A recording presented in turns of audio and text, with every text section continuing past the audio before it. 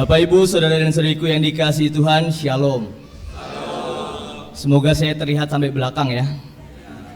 Bapak Ibu, saudara dan saudariku yang dikasihi Tuhan, ini adalah pengalaman pertama saya mempersembahkan misa di paroki Santo Vincentius A Paulo.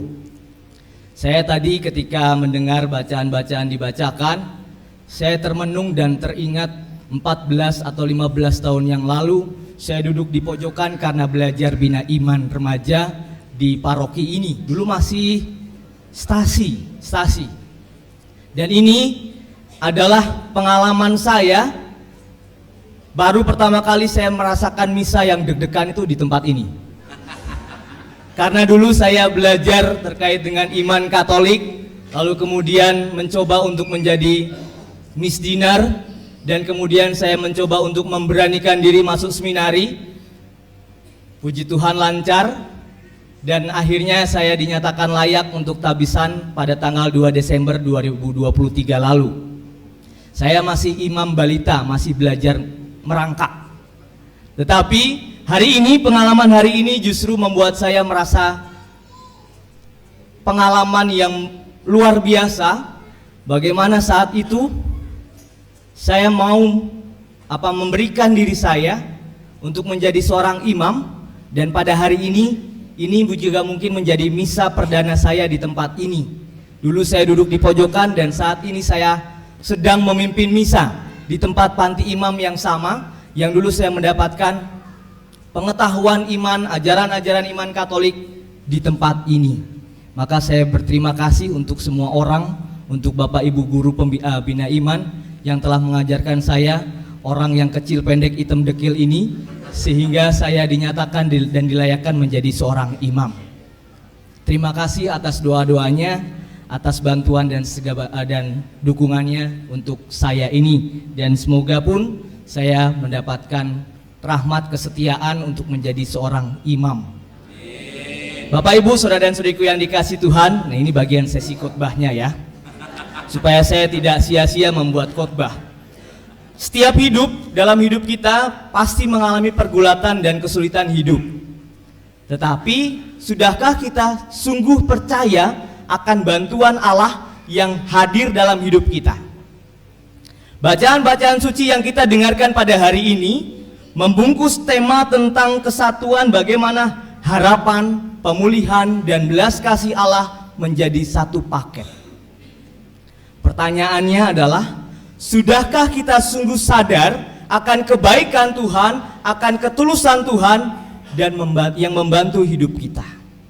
Maka tadi di dalam pengantar saya katakan bahwa kehadiran Tuhan bukan hanya di tempat sunyi dan sepi, tetapi di tengah keramaian. Sudahkah kita sungguh menyadari kehadiran Tuhan itu, atau masih mencari-cari? Tuhan, di mana kamu? Di mana engkau? Saya sudah berdoa, saya sudah rajin ke gereja, tetapi kok permasalahannya ada? Maka hari ini kita diajak untuk menjadi pribadi yang tidak mudah protes terhadap apa yang sedang Allah proses dalam hidup kita. Bacaan-bacaan suci yang hari ini kita dengarkan, bacaan pertama tadi, kita mau diajak bahwa Allah berjanji untuk memperhatikan orang yang paling lemah. Hal ini mau menggambarkan betapa dalamnya belas kasih Allah. Belas kasih Allah tidak hanya memberi kesempatan kepada yang kuat, tetapi justru bagi mereka yang lemah dan perlu pertolongan secara khusus. Artinya dalam bacaan pertama kita mau diingatkan bahwa pertolongan Tuhan itu terjadi untuk siapa saja. Maka kita perlu sadari, apakah kita ini bisa menjadi penyalur rahmat pertolongan Allah, atau justru kita menjadi penghambat pertolongan Allah bagi sesama? Nah, ini pertanyaannya tidak saya temukan. Ini ada di dalam hati kita masing-masing. Sadari, apakah kehadiran saya ini menjadi penyalur berkat atau penghambat berkat? Lalu bacaan kedua, kita juga mau diingatkan kembali bahwa dalam Yesus kita melihat pemimpin yang bukan hanya memiliki otoritas, tetapi juga belas kasih yang mendalam, pemahaman penuh atas kelemahan manusia. Hal ini memberi kita pengharapan bahwa kita memiliki pengantara yang setia dan dapat memahami segala pergulatan kita. Pengantara yang setia. Lagi-lagi, Apakah kita sudah setia menjadi pengikut Kristus? Apakah kita sudah sungguh-sungguh yakin bahwa saya ini rajin ke gereja, rajin berdoa, tetapi kesetiaan iman kita ini seringkali terkecohkan dengan hal-hal duniawi. Mau ke gereja, ada diskon sedikit, mampir. Atau mungkin mau ke gereja, lihat diskon sedikit, saat di gereja berpikir saya akan beli ini. Semoga tidak ada di sini ya. Tetapi bagaimana kita menyadari bahwa Yesus sebagai imam sejati itu menjadi pengantara setia yang mengetahui pergulatan-pergulatan batin kita. Lalu bacaan Injil justru ini menjadi poin penting. Bagaimana Yesus memberi kesempatan kepada Bartimeus untuk menyampaikan keinginannya. Dan ketika Bartimeus mohon untuk dapat melihat, Yesus mau menyembuhkannya. Iman dan keberanian untuk meminta pertolongan adalah langkah paling penting dalam menerima belas kasih dan mujizat dari Allah. Hari ini kita semua tersadarkan bagaimana pemulihan, bagaimana harapan dan belas kasih Allah itu sungguh-sungguh terjadi dalam hidup kita. Tetapi apakah kita sudah sadar akan kebaikan Tuhan itu? Apakah kita sudah sungguh mengerti bahwa Tuhan sungguh menyayangi kita, mencintai kita? Maka saudara dan saudariku yang dikasihi Tuhan, intisari dari bacaan-bacaan yang kita dengarkan hari ini mau mengajak kita untuk membangun hidup beriman yang benar. Hidup beriman yang benar itu dalam refleksi saya adalah bukan untuk mengubah keadaan, tetapi berimanlah untuk berbuah dalam setiap keadaan. Seorang Bartimeus yang dikatakan sebagai orang yang tidak bisa melihat, ini menjadi tanda bagaimana ia mengharapkan sesuatu kepada Tuhan dan berani mengatakan, Yesus putra Daud, kasihanilah aku. Doa ini perlu kita aplikasikan dalam hidup kita. Kita sadari bahwa kita adalah orang-orang yang terbatas, kita sadari bahwa kita adalah orang-orang yang lemah, maka penting untuk kita memohon bantuan kepada yang tidak terbatas itu. Kalimat sederhana dari Santa Teresia Kalkuta mengatakan bahwa ketika kita menyadari bahwa kita adalah orang-orang yang terbatas, kita harus mampu dan berani memohon bantuan kepada hal yang tak terbatas. Hal yang tak terbatas itu adalah Allah sendiri. Sudahkah kita berani menghidupi doa kita? Sudahkah kita berani mewujudkan iman kita di tengah hidup kita? Atau mungkin kita hanya beriman itu hanya ikut-ikutan saja. Beriman itu hanya berfokus ketika saya merayakan Ekaristi, tetapi setelah perayaan Ekaristi berlangsung semua biasa-biasa saja. Maka ketika saya saat ini bertugas di seminari, saya sering mengatakan kepada teman-teman seminaris, adik-adik saya calon imam, mengatakan, bawalah Yesus dari altar ke pasar. Bawalah Yesus dari altar ini yang kita terima dalam tubuh dan darah Kristus ini, yang kita terima di dalam hati kita, dibawa ke tempat realitas kita, karya kita dan hidup kita. Jangan sampai Yesus yang sudah ada di dalam hati kita ini, justru kita lupa bahwa segala sesuatu kebaikan, kerendahan hati, sukacita dan lain sebagainya kita abaikan. Saudara dan saudariku yang dikasihi Tuhan, penting untuk kita sadari bahwa kita diajak hari ini untuk menggunakan kata-kata Bartimeus untuk selalu berdoa, Yesus kasihanilah aku. Ini menjadi pengantara kita bagaimana kita diajak untuk merenungkan kembali kedalaman atau bahkan intimitas relasi saya dengan Tuhan. Kita diajak untuk berdoa, kita diajak untuk semakin setia akan kebaikan-kebaikan Tuhan.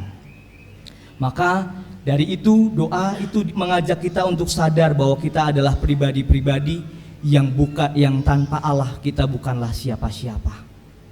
Saudara dan saudariku yang dikasihi Tuhan, saya juga kembali berefleksikan bahwa hidup yang benar itu bukan hanya menuntut sesuatu sesuai dengan kemauan kita, tetapi hidup yang benar adalah kemampuan kita untuk mengucap syukur dan memohon berkat Tuhan atas apa yang sedang terjadi dalam hidup kita.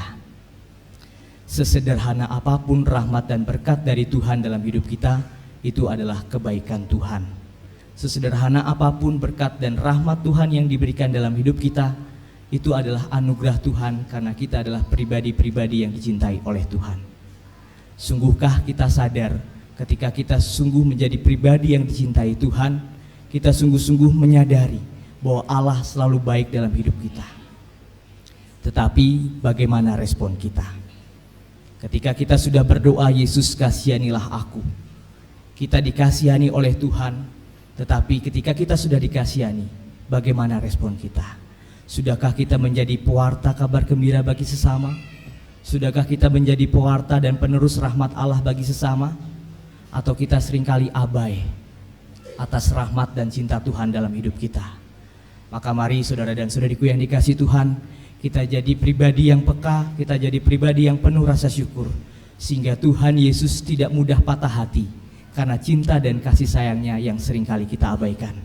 Mari kita mohon rahmat Tuhan, kita mohon berkat Tuhan, agar cinta kasih Tuhan sungguh-sungguh terlimpah yang kita terima ini dapat kita teruskan dan kita wartakan dalam hidup kita sehari-hari.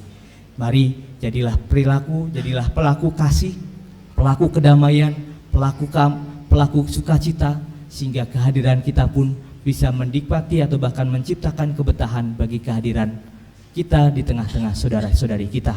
Maka hal ini saya juga pun teringat ketika saya retret dengan para frater saat itu menjadi frater. Beni, kalau kamu hidup rohanimu baik, hidup spiritualitasmu baik, kamu bisa tes untuk berhadapan dengan anak-anak. Ketika kamu senyum dengan anak-anak, kalau respon anak-anak itu sukacita, senyum, bahagia, itu hidup spiritualitasmu baik. Tetapi kalau tidak, ketika kamu senyumi tapi anak-anaknya nangis, itu tanda-tandanya hidup rohanimu tidak baik. Dan itu saya terjadi yang kedua, saya senyumi malah nangis. Berarti hidup rohani saya belum bisa memperjuangkan kebaikan itu. Maka hari ini kita semua diajak untuk berproses, memberikan atau bahkan membangkitkan, membangun hidup rohani kita dengan baik, agar Tuhan pun senantiasa ingat akan kebaikan kita, dan kita pun senantiasa ingat akan kebaikan dan kemurahan hati Tuhan. Semoga sabda-sabda Tuhan ini menguatkan kita, meneguhkan kita, dan meyakinkan iman kita bahwa Tuhan pun punya segala cara untuk memperhatikan dan memperpedulikan kita siapapun kita. Tuhan memberkati.